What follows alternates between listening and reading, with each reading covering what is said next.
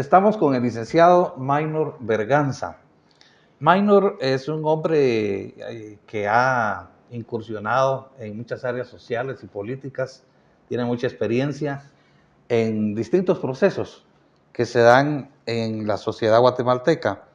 Lo hemos visto muy activo en este proceso de elecciones de la Universidad de San Carlos, con diversos interlocutores, y también lo vemos como asesor jurídico en el ramo de derechos humanos del excomandante César Montes.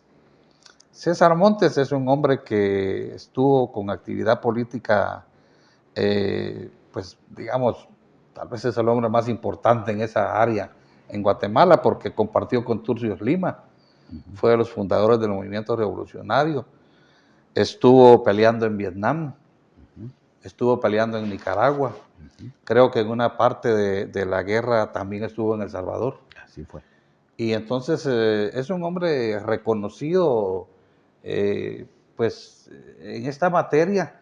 Lamentablemente, como en Guatemala, sucede que muchas veces la persona, digamos, que lucha por el país, bueno, lo decía Mariano Gálvez, ¿ah? Este es el país que destruye a todo aquel que trata de redimirlo, dijo Mariano Gálvez, una sentencia así lapidaria, y es la realidad, ¿verdad? O la chalana. Sí. La chalana Sí. dice que este es un país. Sí, lo dice la chalana, ¿verdad? Sí, Sí. lo dice, es nuestro país de traidores. Sí, exacto. Entonces, digamos, algo inherente a esta sociedad. Creo que se crean en el colectivo imágenes muy distorsionadas de líderes que han luchado por cambiar este país desde mucho tiempo y se han lanzado al anonimato total personas que lucharon por cambiar Guatemala. Me recuerdo el caso de la bomba. ¿Conoces ese caso de la bomba? Tiempo Estrada Cabrera. Sí. Eran militares, eran oficiales. Y los hermanos Diegues Olaverri. Sí, eran 7 oficiales del ejército. Sí. Es un pasaje de mucho patriotismo, de los pocos que tiene el ejército de Guatemala. Pero bueno, volvamos al tema. César Montes. ¿Qué pasa con César Montes, Maynor? Bueno, es cierto porque está documentado en medios de comunicación y en pronunciamientos oficiales ese recorrido histórico que señalaste de César, ¿verdad? Su alzamiento o su incorporación al movimiento revolucionario guatemalteco iniciado por estos oficiales del ejército que se sublevan en contra de Idígoras Fuentes y César Montes, siendo un muchachito, ¿verdad? Un jovencito, acababa de cumplir los 18 años cuando se incorpora a esa guerrilla de la Sierra de las Minas que dirigía Luis Turcios Lima, un gran comandante guerrillero, por cierto. Independientemente de que hay que reconocerlo, él fue oficial del ejército de Guatemala y fue formado en una escuela norteamericana antiterrorista. No obstante ello, con sus propias palabras, hay un pronunciamiento que hace Luis Turcios Lima en la toma de una radio, que es muy importante. Bueno, eso fue a principios de la década del 60, y si uno escucha ese pronunciamiento de Luis Turcios Lima, es exactamente encajado a lo que se vive actualmente. Él ahí dice que las oportunidades de participar políticamente se han cerrado, que solo pueden participar los partidos políticos que tienen dinero, y que en función de eso no hay más que irse por esa lucha armada para lograr mejoras en el país. Bueno, pues Este César Montes en esos años era un muchacho de escasos 18 años y se sube a la Sierra de las Minas, se incorpora ahí con Luis Turcios Lima. El comandante John Sosa también estaba dentro de esa guerrilla en el área de Izabal. A César Montes le pusieron el mote de El Patojo, justamente cuando se incorpora a esa Muy joven, guerrilla. ¿verdad? Joven, muy joven. Bueno, César Montes ha tenido una larga vida en la lucha en favor de los pueblos oprimidos. Y voy a obviar una buena parte del recorrido de su vida para cumplir el objetivo de esta entrevista. Pero llega un momento en el que después de haber recorrido por allá, por Vietnam, por la guerra en contra de los contras allá en Nicaragua, él enfrentó a Edén Pastora, justamente muy recientemente en la entrega de su libro La guerrilla fue mi camino, estuvo Edén Pastora presente y se platicaron cosas, ya ellos en persona, de aquella disputa, de aquella guerra contra los contras de Nicaragua. Y también César Montes tuvo una osada intervención en la guerra revolucionaria salvadoreña. Él pudo comandar una columna guerrillera del Frente Farabundo Martí para la Liberación Nacional, de la que los salvadoreños también están muy agradecidos por este esfuerzo. Cuando todas estas tribulaciones concluyen y después de los acuerdos de paz, es importante mencionar que César Montes no firmó los acuerdos de paz, es decir, él no era parte de la URNG en ese momento. Sin embargo, César se incorpora ya a una vida de legalidad y César muy comprometido con los esfuerzos de los acuerdos de paz en Guatemala, tiene un trabajo en la Secretaría de la Paz y también en una forma muy particular en el Fondo de Tierras. Sí. En esa parte es muy interesante traerla a cuenta para esta entrevista porque ahí es donde César conoce la fórmula que el Estado se ha comprometido en los acuerdos de paz para resolver la demanda de tierras de los campesinos sin tierras. De tal manera que César empieza a trabajar en favor de alcanzar tierra para diferentes comunidades y muchas de las comunidades que le tocó atender a César están allá en Izabal precisamente, hay que decirlo, la comunidad lingüística quechí es muy grande, ha sido muy rebelde. No hay que dejar de recordar que a la comunidad lingüística quechí no la pudo conquistar Pedro de Alvarado. No la pudo conquistar y ante la dificultad de conquistar a los quechíes, decidió darle paso, abrirle paso a los curas dominicos, entre ellos Fray Bartolomé de las Casas, y Fray Bartolomé de las Casas logra un acuerdo con los quechíes, que es muy interesante traerlo a cuenta. Los quechíes aceptan por la intervención del cura Bartolomé de las Casas convertirse en súbditos del rey y el rey de España les reconoce esa calidad y un experimento muy importante porque Fray Bartolomé de las Casas era un fraile que estaba entregado denodadamente a los procesos productivos de la tierra para que esa fuera la riqueza que alcanzara el reinado de España, toda vez que no eran suficientes las cantidades de oro y plata que podían salir de sus lugares. Entonces los procesos productivos se volvieron muy importantes. Toda la familia y el grupo político dominante que acompañaron a Pedro de Alvarado repulsan el trabajo de los dominicos y de Fray Bartolomé especialmente, hasta que logran expulsarlo a Chiapas, por allá por la transversal del norte, porque en toda esa parte, desde aquella época, Fray Bartolomé de las Casas estaba haciendo su trabajo. Vean, les traigo a cuenta eso, porque estos mismos grupos de campesinos a lo largo de más de 500 años fueron avanzando en la búsqueda de territorio en Izabal, y la demanda de esa tierra es la que César Montes favorece ahí en el fondo de tierras y les logra que les den muchos. Entre ellos está la comunidad esta que se llama Chacmaic, es el nombre en quechí. El ejército le ha puesto el nombre de Semuy 1 y Semuy 2, pero el nombre que la comunidad le reconoce a esos lugares es Chacmaic.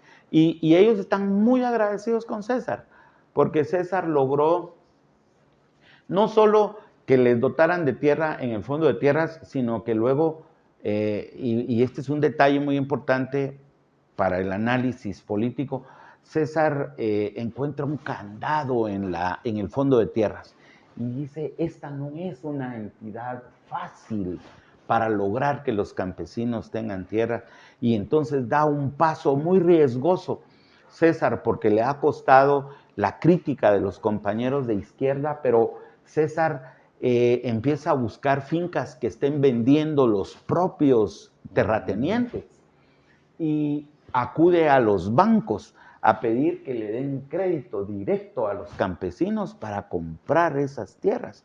Y entonces ocurrieron por lo menos 3 lugares donde César logra que a terratenientes quebrados, grupos de campesinos ocupen las tierras y los bancos les den el dinero para pagarle a estos terratenientes quebrados. Eso hace que se conforme una asociación de propietarios de las fincas para luchar en contra de César Montes para que no siga teniendo estas osadas formas de resolver el problema de la tierra. De tal suerte que entonces los campesinos de Chacmaic, de Semuy, viven de la cacería. Allí hay unas zonas montañosas al final del Estor, y efectivamente muchas de las comunidades todavía tienen armamento artesanal. Esto no es ningún secreto. Es decir, algunos creen que son las bandas de narcotraficantes las que les proveen de este armamento y han criticado a los campesinos por haberse convertido en aliados de los narcotraficantes. Muchas de estas acusaciones son falsas. Los rifles que tienen los campesinos son rifles 22, algunas escopetas 12, pero no son armas automáticas como las que manejan los narcotraficantes. Como en Occidente, que desde el tiempo de la Revolución Liberal hay comunidades que tienen armas artesanales. Entonces, el punto es que en la región donde está Chacmaic funciona una plantación, una empresa de monocultivo que es Naturaceites. Naturaceites tiene control ahí de las torres de telecomunicación, porque son ellos los que tienen el uso fuerte de las telecomunicaciones. Hay 2 torres de telecomunicación y ahí donde está Chacmaic, la señal es muy, muy débil de la telecomunicación telefónica. Yo estoy yéndome por ahí porque el señalamiento en contra de César Montes, derivado de los hechos que motivan su captura y su procesamiento y ahora ya su condena, giran alrededor del señalamiento de que César Montes habría dirigido la orden para que los campesinos enfrentaran a miembros de una patrulla del ejército y le dieran muerte a 3 de ellos a través de una llamada telefónica. Dentro de la etapa de investigación de este señalamiento, se pudo demostrar que la llamada presunta de César Montes para ordenar la muerte de los campesinos no existió. Si quieren, yo me quedo en esa parte y voy respondiendo preguntas a lo que ya dije, o ustedes me dirán por dónde continúo. ¿A qué atribuye esto César Montes? Bueno, César atribuye esta situación a que efectivamente los campesinos en toda el área de Izabal han estado haciendo valer sus derechos como autoridades comunitarias. Y lo explico ahora, así brevemente. Resulta que el sistema de consejos de desarrollo comunitario, los COCODES, los COMUDES, los CODEDES y el Consejo Nacional de Desarrollo, son todo un sistema que ha estado teniendo desarrollo sistemático en las diferentes comunidades.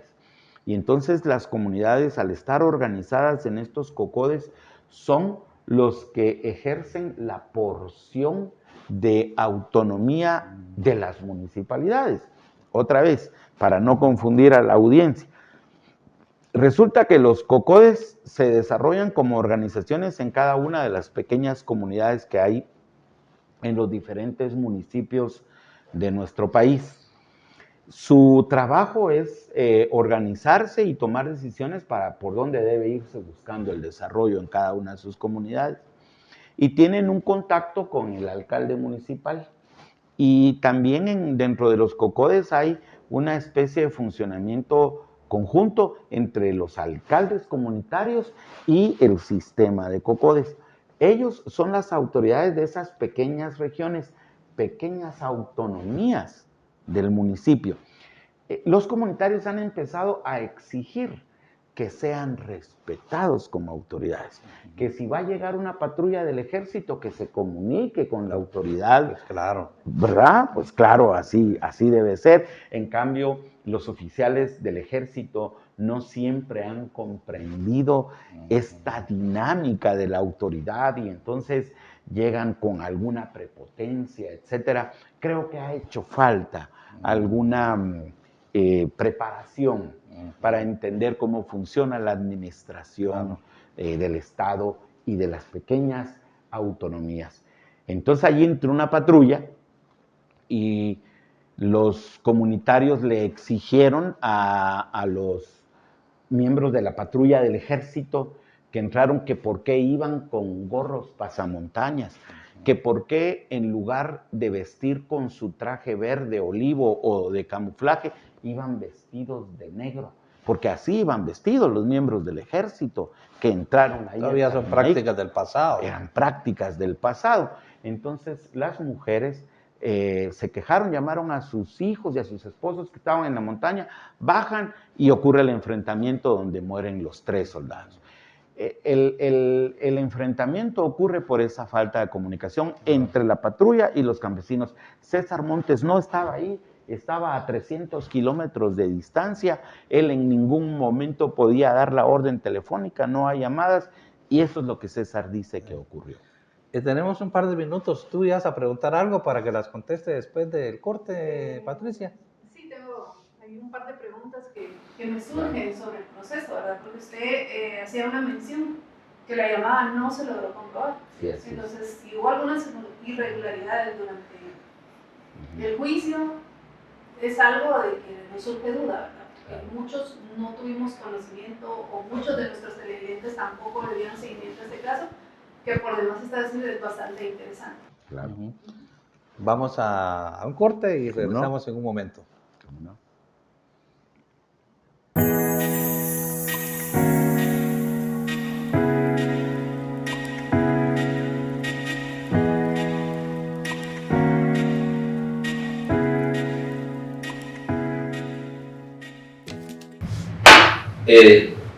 Patricia. Licenciado, hablemos un poco del proceso del caso de César Montes. Mencionaba usted que no se logró comprobar la llamada, ¿verdad? La llamada en la que supuestamente él dio la orden para que se cometieran estos 3 asesinatos. ¿Hubo algún otro tipo de irregularidad en este proceso? Sí, fíjese que le voy a comentar.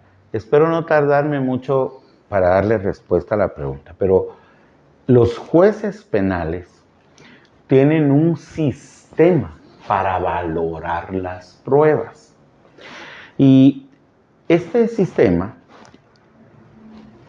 gravita sobre 3 grandes pilares. Un pilar es la lógica. Otro pilar es la experiencia común. Y otro pilar es la psicología. En esos tres pilares, los jueces penales se apoyan para estimar si hay una cosa que está probada o no. Por supuesto que el tema de la lógica es un tema, pues, un poco complejo, vamos a decirlo, porque tiene principios lógicos de la lógica formal por miles de años que se ha establecido este sistema de la lógica formal. Y entonces hay principios de la razón suficiente, del tercero excluido. Estos principios que le permiten a los jueces valorar si un hecho efectivamente tiene fundamento para ser considerado verdad, ¿verdad? Para ser considerado válido. De manera que en el esfuerzo de la investigación, César Montes tuvo la oportunidad de contratar a un perito en telecomunicaciones para poder determinar si efectivamente del aparato telefónico que tenía César Montes a 300 kilómetros de distancia se había activado una antena en determinado lugar para luego caer a la antena que maneja el sector de Naturaceites, por donde está el poblado ese llamado Semuy, y que la llamada haya conectado a un teléfono. ¿De quién era el teléfono al que se conectó?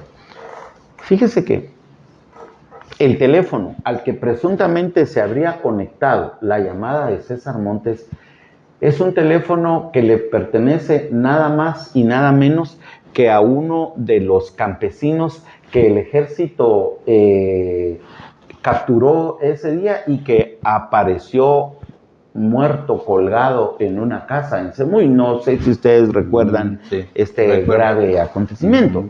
Pues entonces el campesino apareció ahí y luego otro de los campesinos que estaban en el lugar de los hechos, compartiendo con este que apareció colgado, afirmó que él escuchó cuando esta persona hablaba con César Montes. Y entonces, como él está muerto, la única manera de poderlo probar es ver los informes de la empresa de telefonía. Se estudiaron los informes de la empresa de telefonía y la llamada no apareció, no ocurrió. Como esa llamada no ocurrió, el Ministerio Público le formula a César Montes una acusación no basada en la llamada para ordenar el asesinato, sino en las comunicaciones que se dieron después, porque es cierto, César lo ha admitido, que cuando ya habían ocurrido los hechos, cuando ya había pasado el asesinato, etcétera, los campesinos lo llamaron, pero para saber qué hacían, cómo lograban entregar a los cuerpos de los soldados que ahí estaban muertos. Y entonces César Montes lo que hace es colaborar, contribuir a que hubiera un acercamiento entre la policía, el Ministerio Público y los campesinos para que pudieran retirar a los muertos. Y esa forma de contribución y de ayuda de César la toma el Ministerio Público como base de su acusación de que él fue el que ordenó la muerte de los soldados. Los jueces hacen una valoración por inferencia y presumen de que el único que podía enfrentar a la patrulla y podía pedir que se diera el asesinato no era una decisión de los campesinos, sino de César Montes. Sin pruebas de ninguna naturaleza, lo condenan a César nada menos que a 175 años. Es muy...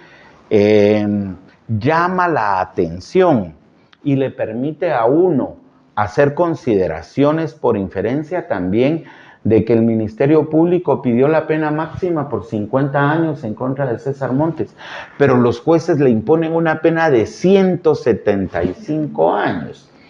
La ley le permite a los jueces calificar los hechos de manera diferente de cómo está la acusación, pero no hemos visto que las sentencias se conviertan en mayores de lo que formula el Ministerio Público, porque para eso se requiere una acusación alternativa. Si no se va a poder probar este delito, el Ministerio Público le puede decir al juez, alternativamente le pido que tenga por probado este otro delito si yo no alcanzo a probar por el que estoy acusando. Pero bueno, los jueces se lanzan a imponer esa pena. ¿Qué nos lleva a pensar a nosotros? A nosotros nos lleva a pensar que los jueces tienen un sesgo.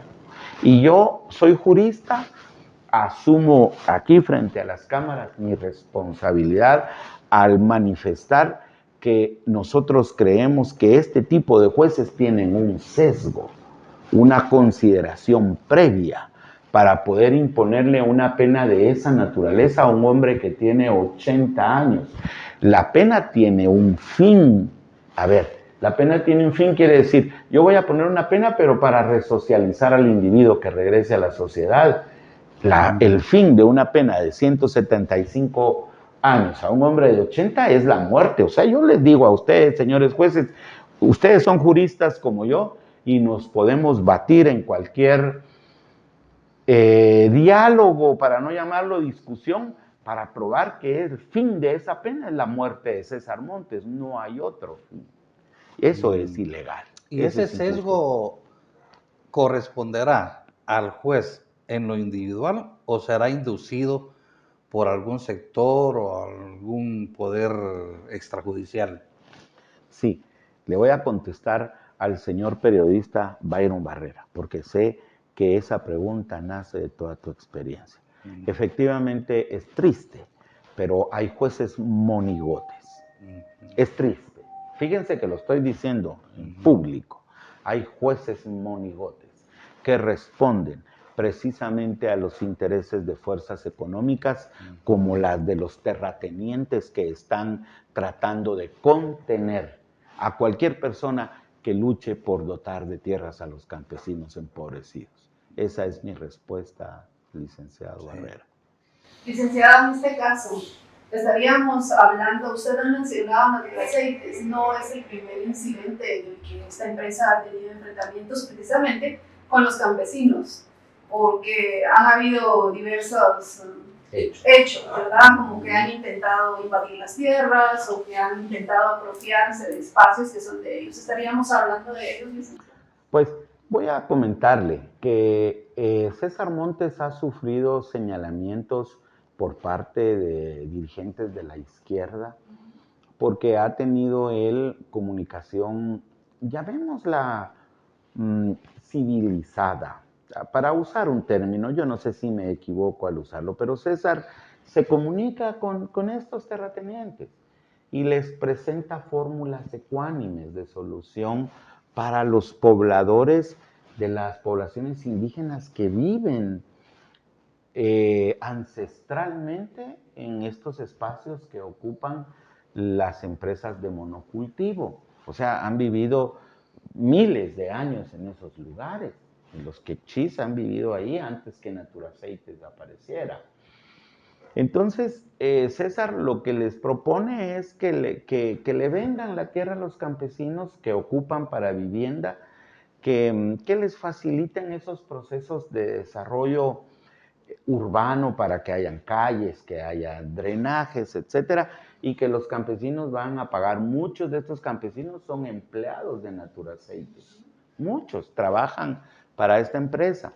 Entonces, resulta que los campesinos han encontrado que César es un hombre útil para poderlos comunicar con los propietarios del lugar y encontrar fórmulas ecuánimes.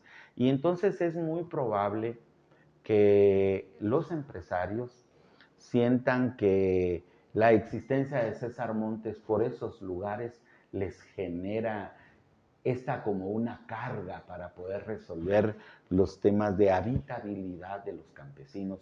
No sé si mi respuesta es suficiente, pero lo que yo puedo concluir es que para los señores empresarios de Naturaceites y de otras empresas de monocultivadores, especialmente de Alta Verapaz, lo mejor es que gente como César Montes no exista.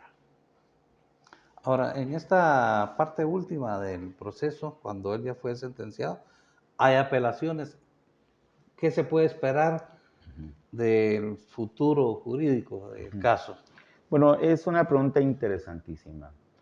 La posibilidad de César Montes, después de haber sido condenado en primera instancia, haber sido encontrado autor responsable de esos hechos, su posibilidad es, en primer lugar, el recurso de apelación especial. Ya fue planteado por los abogados de César Montes. Excuso aclarar que el abogado para la defensa penal no soy yo ahora, es otro grupo de profesionales del bufete de pueblos indígenas que defienden a César Montes en lo penal.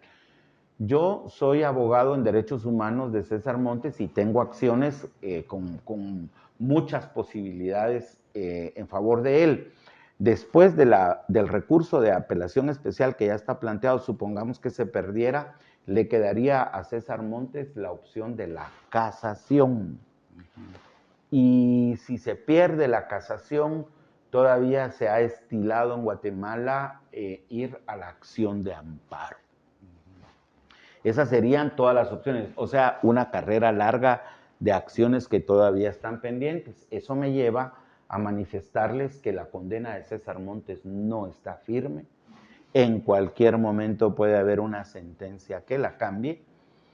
Y para el caso de lo que yo estoy haciendo, es para mí grato comentar en esta entrevista que el día de hoy he recibido oficialmente la noticia de que la Comisión Nacional de Derechos Humanos de México ha dictado ya una resolución definitiva en la que afirma que a César Montes se le violaron 3 grandes derechos del derecho internacional humanitario. En principio, sus derechos que le asisten por ser una persona de la tercera edad, ¿verdad? No obstante tener 80 años, pues él está sometido a tratos crueles e infames, porque es muy infame la manera en la que César Montes ha sido tratado. Cuando empezó esta entrevista se dijo que César Montes era un personaje legendario que ha trabajado en favor del pueblo de Guatemala. Ahora la oligarquía guatemalteca, refiriéndome a estos propietarios de grandes extensiones de tierras y monocultivos, el propio ejército y el presidente de la República de Guatemala han tratado a César Montes como un vil delincuente, cuando no lo es, cuando es un sujeto que merece la protección del Estado de Guatemala por la edad que él tiene. Allá en la resolución de México también se afirma que el gobierno mexicano le violó sus derechos de persona de la tercera edad. Además, señala categóricamente la Comisión Nacional de Derechos Humanos de México que se ha violado el derecho a la no devolución. Este es un derecho muy interesante. Los refugiados en los países que han ratificado este convenio internacional están obligados a no devolver al refugiado al lugar de donde está tratando de que sea resguardado, porque ya claramente aquí lo condenaron a muerte. Y el principio de no devolución dice no se va a devolver a una persona a su lugar de origen cuando el riesgo es la muerte. Claro. Y luego está sus derechos de migración, ¿verdad? Él vivía ya en México como un refugiado y el gobierno mexicano no respetó esas condiciones y lo entregó al gobierno guatemalteco. En esa última parte quiero decir que César tenía derecho a ser presentado con un juez mexicano para tramitar su extradición, lo que tampoco ocurrió. Sí, fue una devolución muy rápida, la de César Montes. Menos de 24 Yo creo que horas. leí un artículo de Carlos Figueroa Ibarra, donde él dice que posiblemente que fue tan rápido que el presidente ni se enteró. Así justamente. ¿Verdad? Al incurrir esto en ilegalidad, no cumplirse con lo que usted nos acaba de decir, ¿verdad? Con estos preceptos jurídicos, ¿podría declararse este juicio ilegal? absolutamente.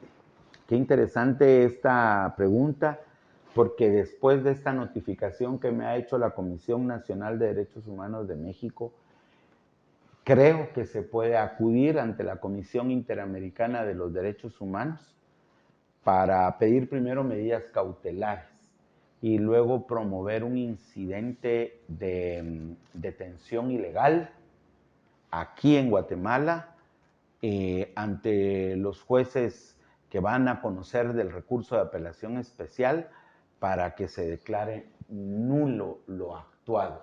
Hay una teoría en derecho penal, qué gran oportunidad me da esta respuesta. La teoría en derecho penal se llama el fruto del árbol prohibido. No se puede juzgar a una persona por su propia declaración si él para declarar ha sido objeto de una tortura.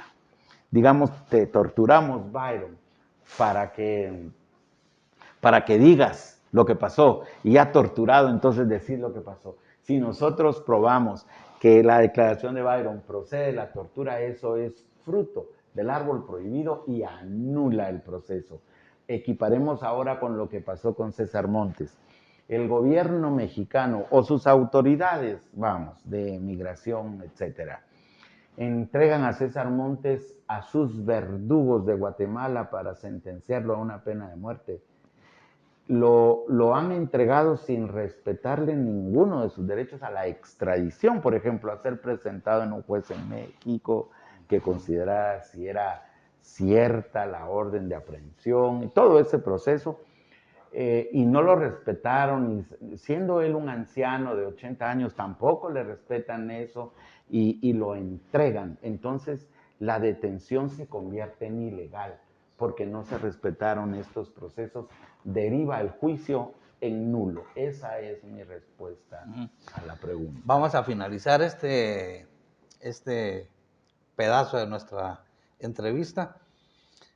Quizá brevemente, ¿por qué hay sectores de izquierda, o más bien la izquierda, conociendo la trayectoria de César Montes, no han presionado en su favor? Yo recuerdo que vi la foto de Pablo Monsanto, sí, que lo fue a ver. Sí.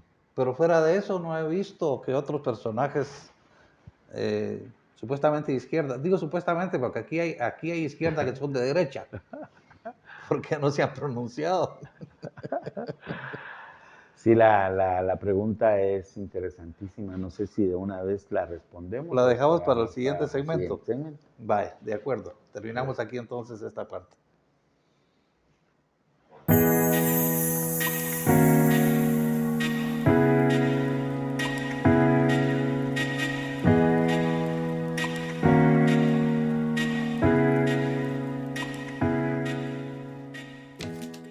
Estamos aquí con el licenciado Maynor Berganza.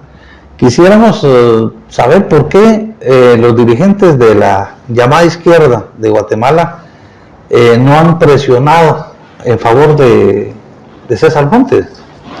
Se ha visto muy poco mencionada, visibilizada la solidaridad con César Montes por parte de la izquierda. Sí. Bueno, César Montes no forma parte en este momento de ninguno de los partidos políticos de la izquierda. Y esencialmente creo que la dificultad para aglutinar a un movimiento de izquierda en favor de César Montes está alrededor de un problema que se ha dado en la lucha por el control de las masas campesinas quechíes. Y en ese sentido, dirigentes del CUC y de una organización que todavía dirige el exdiputado Leocadio Huracán, estaban disputándose una de las fincas que fue adquirida por ese procedimiento que expliqué en el segmento anterior por parte de César. Resulta ahí, la familia Dieseldorf es propietaria de ese lugar, ha tenido una larga disputa con campesinos que les demandaron el pago de sus prestaciones laborales y les cumplieron asignándoles porciones de tierra. Luego aparecieron otros grupos de campesinos exigiendo que también se les cumpliera a ellos porque por alguna razón que yo no conozco en detalle, no habían logrado ser beneficiarios de esa decisión de la empresa de pagar el resarcimiento de los derechos laborales a este grupo. Entonces esas masas de campesinos ahí confrontadas fueron encontrando por un lado el apoyo de César Montes y por otro lado del CUC y del de la organización que dirige el exdiputado Locadio Huracán, y entonces han entrado en unos conflictos un poco complejos. Entonces los simpatizantes del CUC y de la organización de Locadio pues han criticado a César Montes por esa fórmula que César tomó de hablar con los propietarios y buscar soluciones ecuánimes por ahí.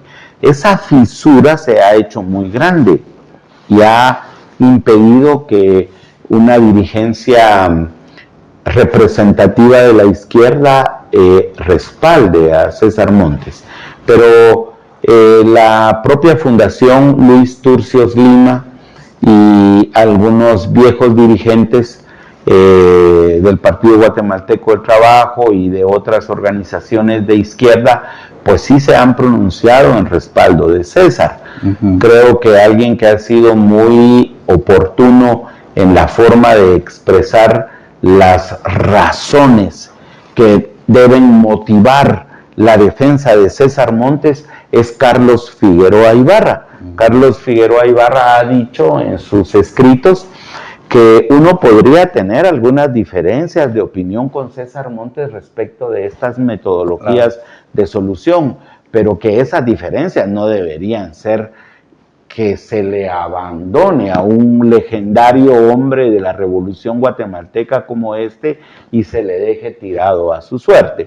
Yo creo que se ha venido corrigiendo en el camino, cada vez más gente democrática está apoyando a César Montes al comprender que efectivamente él es una gran imagen del proceso revolucionario guatemalteco y que entregó su vida en favor de una lucha por ampliar la democracia en Guatemala.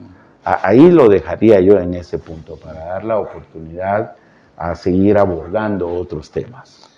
Bueno, decías, Maynor, que la última fase de todo este proceso que está pendiente de las apelaciones podría ser una apelación a la Corte Interamericana de Derechos Humanos, ¿verdad? Sí. Que por una cierto, denuncia a la comisión primero y luego convertirlo en un caso, pero lo más importante es la denuncia a la Comisión Interamericana de los Derechos Humanos para lograr una medida cautelar. Sí. Por cierto, esta Comisión Interamericana de Derechos Humanos no hace mucho resolvió un amparo, digámosle así, pues una solicitud favorablemente pues a la candidatura de Suri. Algunos juristas han cuestionado mucho, es decir, le han restado validez a la resolución porque no puede estar por encima de lo que establece la Constitución de la República. Pero el caso es que, bueno, ella ya, digamos, lo da por un hecho. Y luego creo que esto en la CC va a tener también un eco favorable, ¿verdad? Entonces, pero esto tal vez nos permite como introducirnos a un escenario político, electoral, que lo vemos muy preocupados todos por el deterioro que ha tenido la institucionalidad del país y que despiertan muchas dudas acerca de si vamos a tener un proceso electoral libre y sobre todo si va a ser transparente el resultado electoral, porque ya hay muchos digamos análisis. Yo he leído varios análisis de gente muy respetada que dudan de esa. que vayamos a tener elecciones libres y que se va a imponer a un candidato con el objeto de que el presidente Yamatei opone el candidato de su preferencia o continúa él en el cargo en caso de que fracase su proyecto. ¿Cómo ves ese escenario electoral que se nos presenta? Byron, en el inicio de este programa yo no tuve la oportunidad de agradecerles, licenciada Claudia, ¿verdad? Patricia. Mire, me equivoqué. Claudia. Y ahora me permito dar las gracias porque esta es una pregunta, es un torpedo, ¿verdad? En realidad es un misilazo. Pero vamos a capupearlo, ¿verdad? Claro que sí. La señora Suri Ríos tiene derechos humanos que hay que respetarle. Pero definitivamente el procedimiento que se está buscando no es el suficiente. Sí, pues. ¿Verdad? Que los acuerdos conciliados con en el sistema interamericano de los derechos humanos son acuerdos para resarcir daños que se le hayan causado a los derechos humanos de una persona. En este caso, ella alega que se han violado sus derechos humanos con una resolución que no le permitió participar. Y este acuerdo que logra el gobierno de Guatemala con ella, pues es un acuerdo que no puede violentar, el mismo acuerdo no puede violentar las normas constitucionales. Y en ese sentido, ¿verdad? Que un acuerdo no puede resultar en la interpretación que se le tiene que dar a una norma constitucional. Vamos y lo aclaro. El intérprete por excelencia de las normas constitucionales es la Corte de Constitucionalidad y es ella la que debe dictar una resolución. Cuando formulaste la pregunta dijiste que lo más obvio para esperar es que la actual Corte de Constitucionalidad de cualquier forma le vaya a dar el espaldarazo. Es probable. Sin embargo, la configuración de estas fuerzas fácticas que toman las decisiones a la postre en Guatemala tienen un candidato que no es Suri Ríos. Sí. Y ese candidato que no es Suri Ríos, pues representa o encabezará o será la imagen o el rostro que se ponga a la cabeza para que se busque cómo impedir o hacer difícil esta participación, lo que anuncia un proceso electoral con muchos problemas. Creo yo que quien tenga el control de la Fiscalía de Delitos Electorales podrá hablar bastante, podrá decir mucho en contra de, es decir, usar esta Fiscalía en contra de opositores a los intereses que defiende, bueno, quien dirige el Ministerio Público y quien lo dirigirá en ese momento electoral.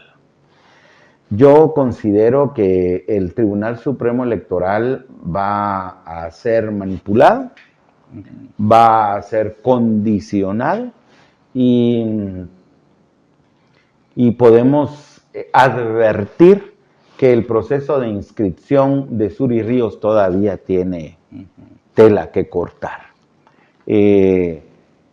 En todo caso, la conformación o los acuerdos previos para la conformación de un gobierno van a ser una lucha dura, ¿verdad? Estas fuerzas fácticas que actualmente dirigen al gobierno de Guatemala estarán tratando de condicionar a la señora Suri Ríos para admitir a grupos poderosos adentro de su esquema de gobierno futuro, y eso permitiría pensar que ella va a participar. Pero si esos acuerdos no tienen éxito, bueno, pues vamos a ver una conflagración ahí. En forma alternativa, existen fuerzas populares, democráticas, que tendrían una buena oportunidad. No sé si todavía es tiempo para hablar de la integración de un frente democrático en que los partidos que no forman parte de este llamado pacto de corruptos puedan integrarlo. Yo no sé si hay tiempo. Se está hablando de una convocatoria en enero de 2023 y de ser así, pues es muy corto el camino para ver acuerdos. Ese sería la respuesta directa al tema de Suri y el tema del espectro político. Pueden haber un par de preguntas más concretas que ustedes quisieran que yo respondiera, lo haré con gusto. ¿Por qué hay tanta discrecionalidad en los procesos políticos de Guatemala? Una Corte de Constitucionalidad validó la participación como candidato presidencial del general Efraín Ríos Montt.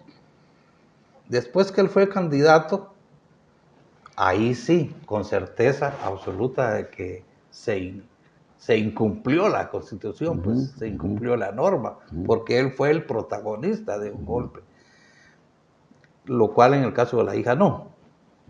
Pero bueno, luego recordemos que en el proceso electoral anterior se impidió la participación de Telma Aldana por casos que son bastante, hasta risibles, pues.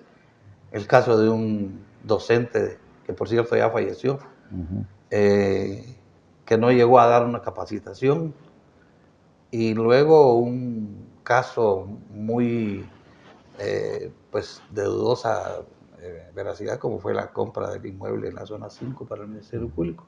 Pero digamos, hay mucha discrecionalidad. Eso yo creo que, ¿por qué no tenemos un Estado de Derecho? Vos que sos abogado, que se respete fielmente, pues, claro, que esté al pie de la letra. Yo sé que la ley, pues a veces hay que interpretarla algo, pero tampoco puede interpretarse de manera que se burle una norma. Sí. ¿Verdad? Bueno, rápidamente, ¿verdad? Que desde la escuela del materialismo histórico hay una afirmación que es muy interesante, más allá de cualquier diferencia de opinión de carácter ideológica. Fíjense cómo lo digo, más allá de cualquier diferencia de opinión ideológica. Esta escuela afirma que la ley no es más que la voluntad de la clase dominante erigida en una ordenanza de cumplimiento general, ¿verdad? Y entonces ahí miramos que las leyes, si son la voluntad de esta clase dominante, se cumplen, si no, no. Bueno, pero el Estado democrático de derecho es un Estado que efectivamente confía en que la observancia general de las normas jurídicas nos va a permitir vivir en las condiciones democráticas que se han pactado de la Constitución. Pero esa discrecionalidad de la que hablas, Byron, es una discrecionalidad que ha sido posible utilizarla por la existencia de poderes fácticos muy insuperables. Sí. La existencia del poder fáctico de la economía en Guatemala es terriblemente fuerte, especialmente porque en el pacto de corruptos el sistema financiero del país utiliza fondos oscuros de dudosa procedencia. El sistema bancario tiene masas económicas gigantes que no son el resultado de procesos productivos legales. Y eso lo sabe el sistema, lo sabe la justicia norteamericana y ha tratado de implementar fórmulas para darle persecución penal al uso de esos recursos económicos que hay en Guatemala. Son tan grandes que pueden comprar cualquier voluntad. entonces superan a las leyes y generan decisiones judiciales y de la Corte de Constitucionalidad que muchas veces no están apegadas a derecho.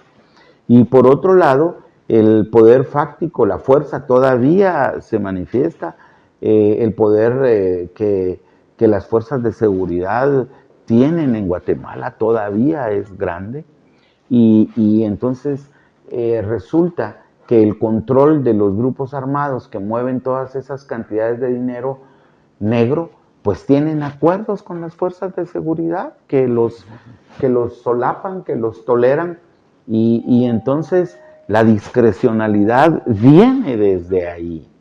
Desde ahí está la discrecionalidad. Este tema impacta a la política de una forma increíble. Sisig, antes de ser expulsada o ya no contratada en Guatemala, dejó preparados estudios de cómo el financiamiento electoral con estos dineros oscuros que están en el sistema bancario, etcétera, son los que imponen a alcaldes, diputados y, por qué no decirlo, el presidente de la República. De manera que es un intríngulis, para usar un concepto aquí muy propio, una maraña muy oscura que rige a este país de discrecionalidades. Licenciado, ya para concluir, ante este panorama, ante este análisis que usted nos hace un estado cooptado, ¿existe liderazgo? ¿Existe alguna opción para nosotros? Los liderazgos existen, pero están encriptados, tienen mucho temor de sacar la cabeza. Y entonces la política se ha creado ese dicho de que aquí en Guatemala no hay liderazgos. Eso no es cierto. Los liderazgos están encriptados, tienen mucho terror de sacar la cabeza.